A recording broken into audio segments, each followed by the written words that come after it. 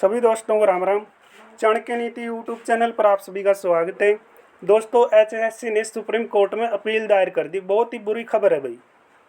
ये कहीं ना कहीं बच्चों को डिवाइड करके फ़ायदा उठाया गया है। डिवाइड की नीति जब तक चलेगी भाई, जब तक हमें कामयाबी नहीं मिलेगी, जब तक एकता नहीं जागेगी। देखो, शुरू दिन से हम आपके लिए एक बात कह रहे हैं भाई, एकजुट हो जाओ, एकजुट हो जाओ। एकता के बगैर हमारी जीत नहीं होगी। ज़रूरी नहीं भाई आपको कोई बर्बादी का और रास्ता चुनना पड़े। एचएससी एग्ज़ाम की तैयारी भी आपको बर्बाद कर सकती है। इस पे मोहर लगा दी हरियाणा स्टाफ सिलेक्शन कमीशन ने। केस नंबर, डायरी नंबर पूछने का बड़ा चाव है ना आपको, मैं बता देता हूँ भाई। काफ़ी बच्चों के मैसेज आए थे, सर पूरी जानकारी देना। डायरी नंबर 272-10-2024 भाई। केस नंबर CLPC नंबर 0132-82-2024 को आज की तारीख में ये केस फाइल हुआ है, रजिस्टर्ड हुआ है।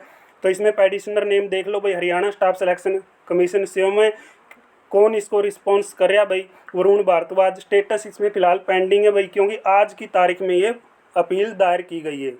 आगे इस पर स्टे लगेगा या आगे कोई तारीख मिलेगी, अभी कुछ कहा नहीं जा सकता। अगर स्टे लग गया दोस्तों, मान के चलो स्टे लग गया, स्टे का मतलब क्या है? 5 नंबर के जरिए आपका रिजल्ट आ जाएगा, आप खुश हो जाओगे, मुझे जॉब मिल गई। वो जॉब नहीं है, वो कुछ समय के लिए आपको खिलौना पकड़ा दिया गया भाई। आप खिलौना को हिलाते रहो, फिर आप बर्बाद हो। लक के अटने में बहुत बड़ा दुख है। ये दुख नहीं है दोस्तों कि मैं बेरोजगार हूँ, क्योंकि जो साथी लगे हैं, 20 ग्रुपों वाले साथी लगे हैं, जब से ये खबर चली है कि आपके एग्ज़ाम दोबारा होंगे, उनसे पूछो भाई क्या बीत रही है, क्योंकि उनकी पैरवी के लिए तो ये सुप्रीम कोर्ट नहीं गए हैं। तो ये बात है दोस्तों। आप सभी कह रहे थे ना कि बहुत अच्छा काम करेगी हरियाणा स्टाफ सिलेक्शन कमीशन की जो नीति है भाई। नीति है तो देख लो, सारी की सारी चीज़ें आप सभी के सामने हैं। तो स्क्रीन ऑफ हो गई थी दोस्तों, दोबारा से सारी चर्चा करते हैं। तो ये बात है भाई। अब कुछ साथी कह रहे हैं न्यू सिटी से भर्ती कब होगी? भाई नया सिटी की बात कह रहे हो आप, पुराना सिटी पे भर्ती आप देख रहे हो ना क्या चल रहा है। तो नए सिटी की फ़िलहाल मैं तो बात नहीं कहता भाई, होगा या नहीं होगा। सिटी पॉलिसी को तो बिल्कुल ख़त्म कर दे सरकार तो अच्छी बात है। हरियाणा सरकार ने बच्चों को बर्बाद करने की जो नीति अपनाई है, जो बीड़ा उठाया है, ये बीड़ा कहीं ना कहीं बहुत घातक सिद्ध हरियाणा सरकार के लिए होने वाला, बहुत घातक सिद्ध होगा भाई।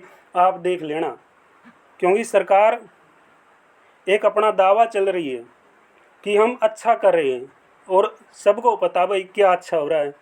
5 सीट लोकसभा में मिली, आने वाला इलेक्शन में देख लेना भाई। अब कुछ साथी कह रहे हो सर आप विपक्ष की बात कर रहे हो। भाई मैं विपक्ष की बात नहीं कर रहा, मैं आपकी बात कर रहा हूँ। मैं इस सरकार से भी संतुष्ट हूँ अगर ये नीति सही अपनाएं। हम कोई भी सरकार आए, हम नीतियों के खिलाफ, हम आपकी आवाज़ उठाने के लिए ये चीज़ें लेके आते हैं भाई। हमारा मतलब सरकार के विरोध में बोलना या ये सोचना कि सरकार के विरोध में बोलेंगे तो हमें कुछ मिलेगा। भाई सरकार अगर अच्छी तरीके से जो बोला गया हाई कोर्ट ने, उसी तरीके से एग्ज़ाम करवा लेती, या जो चीज़ें पहले बोल रहे थे बच्चे उसी तरीके से हो जाती, तो इतना हमें नहीं बोलना पड़ता भाई। तो सारी की सारी चीज़ें भाई आप सभी के सामने हैं। मैं तो आज भी आपके पक्ष की बात यही कहूँगा भाई। अब कुछ साथी कह रहे हैं क्या सर आगे ये जो डेली की बकवास की जा रही है, अब हमें कुछ देखने को मिलेगा?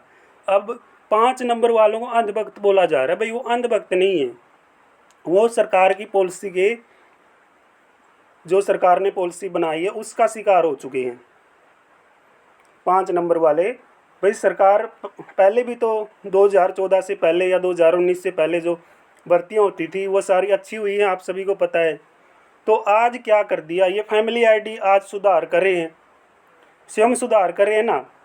तो भाई मैं तो आप सभी से यही रिक्वेस्ट करूँगा, आप वोट की चोट मारो या कोई चोट मारो, सरकार को बता दो भाई युवा शक्ति क्या है, ठीक है ना। संवैधानिक तरीके से आप अपनी आवाज़ को बुलंद करो भाई, एकजुटता दिखाओ, वरना बर्बादी आपके द्वार खड़ी है। आप पहले ही बर्बाद हो चुके थे, और मोर हरियाणा स्टाफ सिलेक्शन कमीशन ने आज आपकी लगा दी है भाई, आप सभी को पता ही चल चुका है।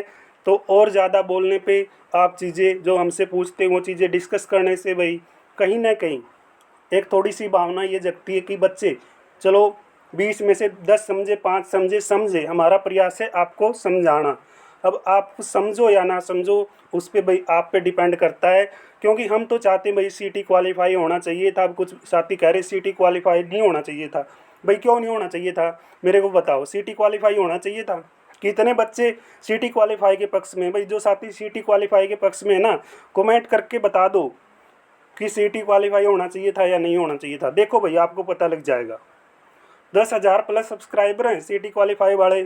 कमेंट कर दो भाई कितने साथी सीटी क्वालिफाई के पक्ष में हैं, पता लग जाएगा भाई आपको। क्या नाम आपका, मैं नाम नहीं लेना चाहता। भाई कुछ ऐसे बच्चे हैं जो क्या है एग्ज़ाम की तैयारी नहीं करे होते, वो सिर्फ क्या है फालतू की चीज़ें बोलते रहते हैं। वो चाहते हैं बस टाइम पास होता रहे।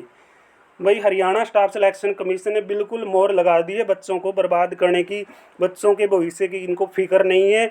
सिर्फ ये चाह रहे हैं अपना काम चलता रहे, सटे लगे, तारीख मिले, विधानसभा में जाएं, वोट मांगे और इनको वोट मिले, बस इससे ज़्यादा कुछ नहीं है भाई।